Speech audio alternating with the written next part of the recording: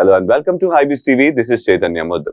Dogsee Chew, India's fastest growing natural pet treat brand, has raised rupees 50 crores in a Series A round from Mankind Pharma along with existing backers 6 Cents Ventures. This marks the Mankind Pharma's entry into the pet food category. 6 Cents Ventures has also earlier participated in the company's pre-Series A funding in November 2021.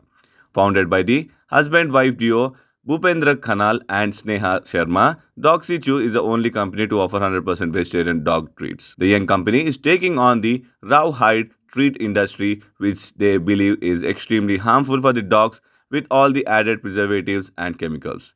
Dogsee Chew treats, in comparison, are all natural, human grade, and protein rich, which have made them a huge success in the pet parents community globally. Dogsee Chew is now India's fourth largest pet food exporter and is loved by pet parents in more than 30 countries. Talking about the investment, Dogsee Chew founder BhupendraKhanal said, "Our products are the results of years of careful research focused on the precise nutrition needs for dogs. We put research and innovation at the heart of everything we do." Thank you for watching Hybiz News. Thank you for watching HYBIZ News.